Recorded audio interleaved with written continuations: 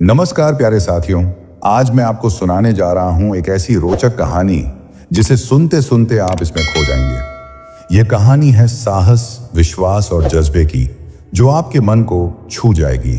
तो चलिए चलते हैं उस कहानी की तरफ। रत्नपुर नाम के एक शांत और हरियाली से भरे राज्य में कालूराम नाम का एक गरीब लेकिन साहसी शिकारी रहा करता था।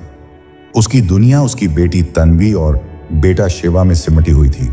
शिवा बहुत बुद्धिमान और निडर था, पढ़ाई में हमेशा अव्वल आता था, जबकि तन्वी विनम्र और समझदार थी।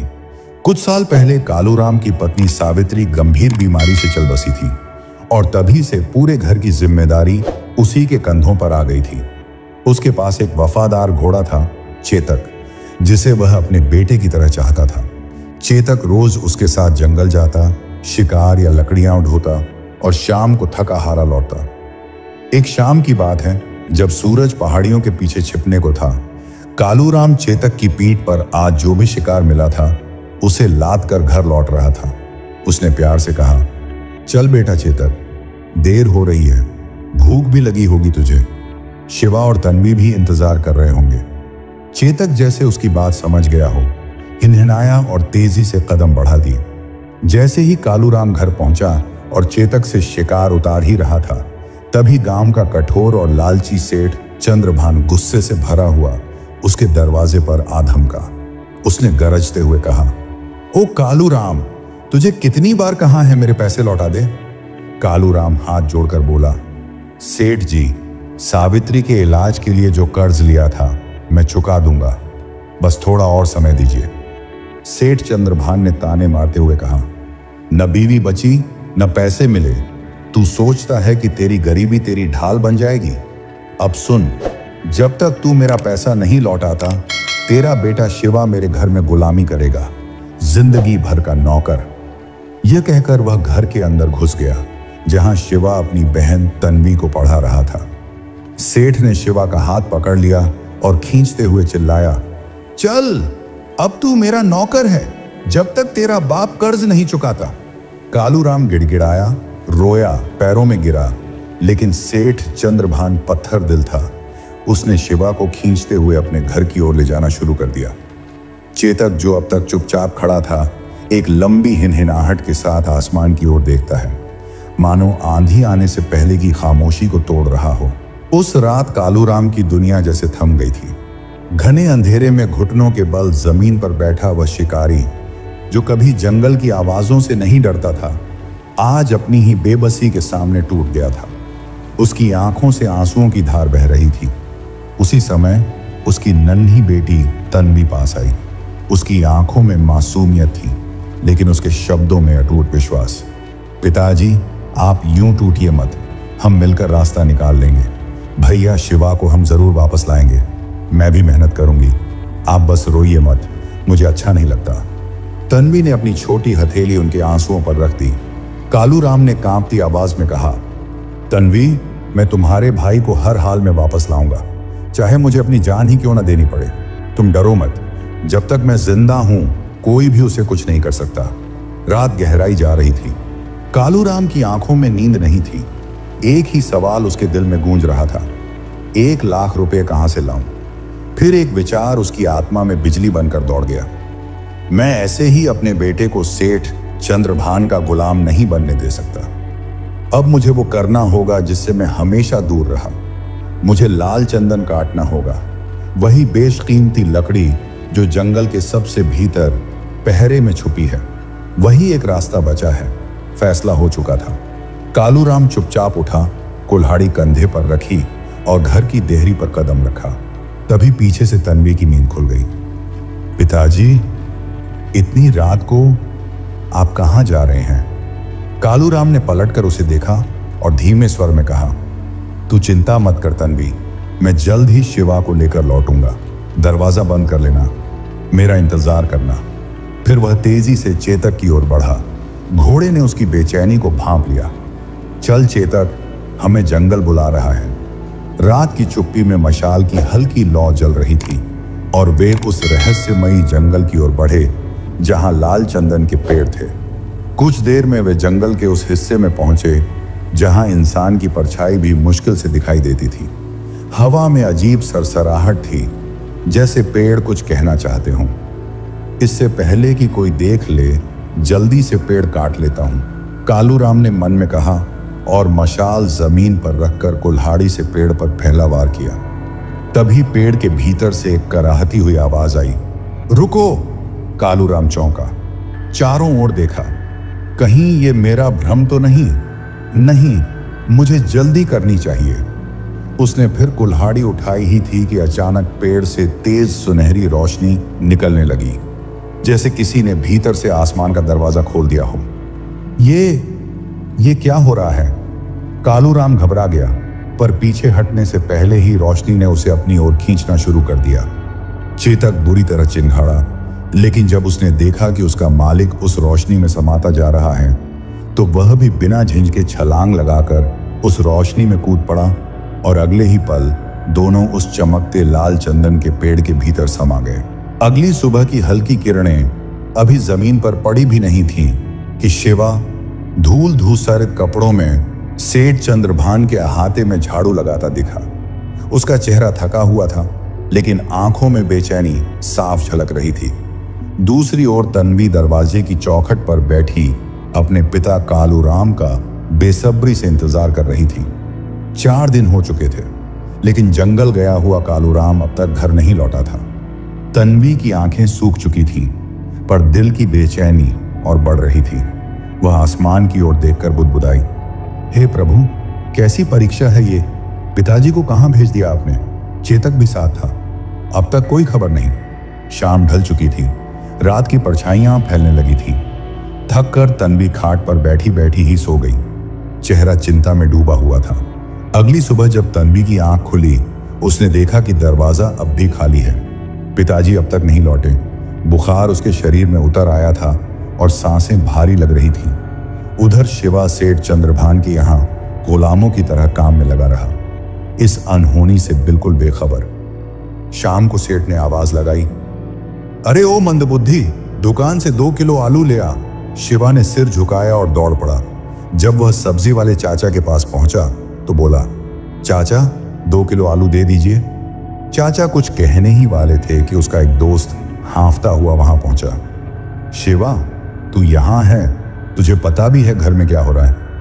तेरी बहन तन्वी की हालत बहुत खराब है, शायद ज्यादा वक्त नहीं है भाई, जल्दी चल। शिवा के हाथ से थैली गिर पड़ी और वह दौड़ पड़ा। धूल उड़ाती सड़क, कांपते हुए पांव और दिल में बस एक ही बात, तन्वी को कुछ नहीं होना चाहिए। जब वह घर पहुंचा तो देखा तन्वी बिस्तर पर पड़ी थी, चेहरा पीला, आंखें बंद थीं। शिवा ने कहा, तन्वी बहन, देखो भैया आ गया है। मेरी शेरनी, आंखें खोलो। तन्वी ने मुश्किल से पलकें खोली और धीमे स्वर में बोली, भैया, पिताजी जंगल गए थे, अभी तक नहीं लौटे। चेतक भी नहीं आया, मुझे डर लग रहा है। शिवा कुछ कह पाता, उससे पहले ही उसकी बहन की सांसें तेज हो गईं। तभी बाहर से आवाज आई, भिक्षां देहि, भिक्षां देहि, बेटा कुछ हो तो दे दो। शिवा बाहर भागा। सामने एक वृद्ध बाबा खड़े थे, झुकी कमर, गेरुए वस्त्र और हाथ में भिक्षा पात्र। शिवा बोला, बाबा, मेरे पास देने को कुछ नहीं है। मेरी बहन मर रही है, पिताजी लापता हैं, कुछ समझ नहीं आ रहा। बाबा कुछ पल चुप रहे, फिर बोले, बेटा, इस हालत में भी भिक्षुक को खाली हाथ भेजेगा, पर मैं अंदर जा सकता हूं क्या? शिवा ने सिर हिलाया। बाबा भीतर गए, तन्वी को देखा, माथे पर हाथ रखा, फिर गंभीर स्वर में बोले, बुखार पूरे शरीर में फैल चुका है। इस बच्ची को बचाने का सिर्फ एक उपाय है, चंदन के पेड़ की लाल जड़। ये दुर्लभ है, लेकिन अगर मिल जाए तो जीवन लौट सकता है। पूरे गांव में रात का सन्नाटा पसरा है। तन्वी बिस्तर पर पड़ी तप रही है, उसकी आवाज कमजोर है, लेकिन आंखों में सवाल है। बाबा जी, मेरे पिताजी कब वापस आएंगे? बाबा जी धूनी रमाए बैठे हैं, आंखें धीरे धीरे खोलते हैं और गंभीर स्वर में बोलते हैं, बेटी, तुम्हारे पिताजी कालूराम, जो कभी जंगलों के निडर शिकारी थे, अब लाल चंदन के उस रहस्यमयी जंगल में कैद हैं, जिसे लोग लाल दुनिया कहते हैं। समय बहुत कम है।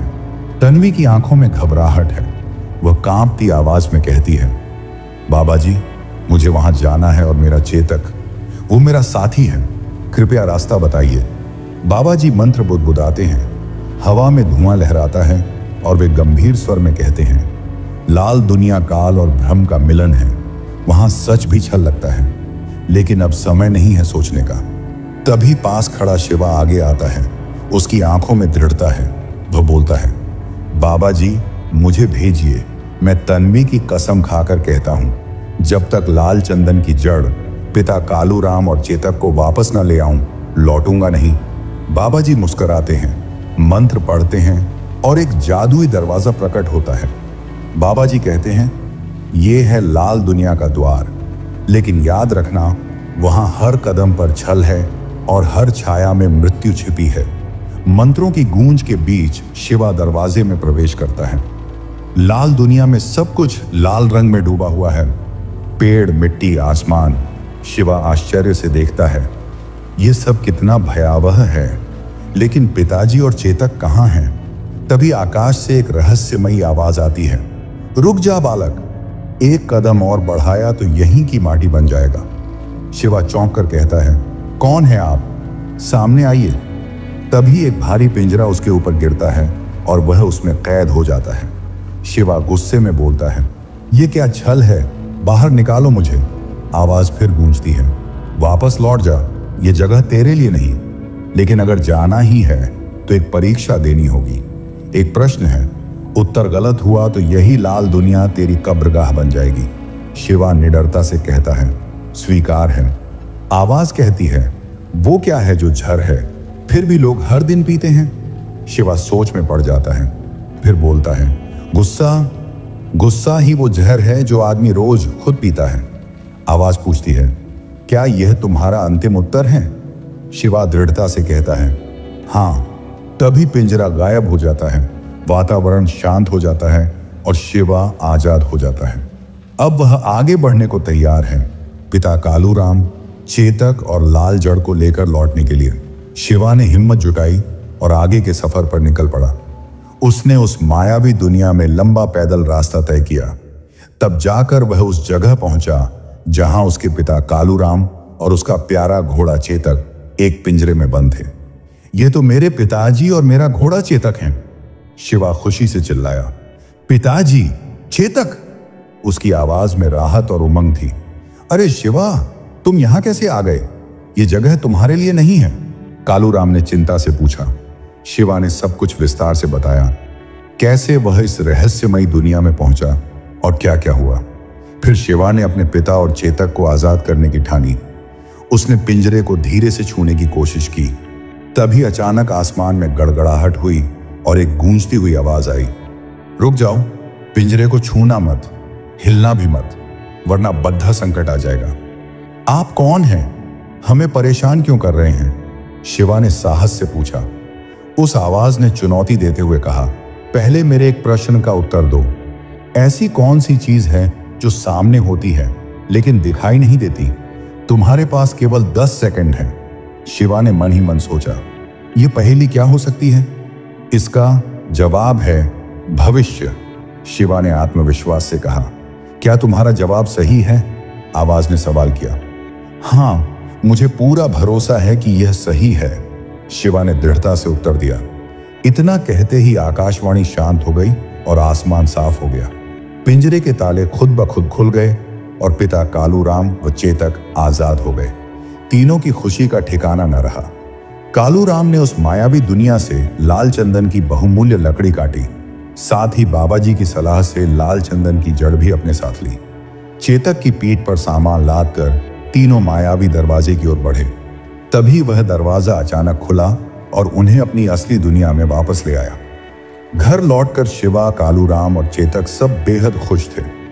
बाबा जी ने लाल चंदन की जड़ से तन्वी का इलाज किया और वह पूरी तरह स्वस्थ हो गई। साथ ही लाल चंदन की लकड़ी बेचकर कालूराम ने अपने सारे कर्ज भी चुका दिए। अब उनकी जिंदगी में फिर से खुशहाली लौट आई। यह कहानी हमें सिखाती है कि कठिनाइयों के बीच भी साहस, विश्वास और जज्बे से हार नहीं माननी चाहिए।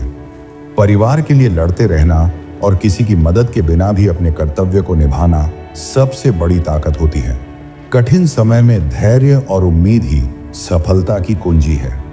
अगर आपको मेरी यह कहानी पसंद आई हो तो कृपया मेरे चैनल को सब्सक्राइब करें।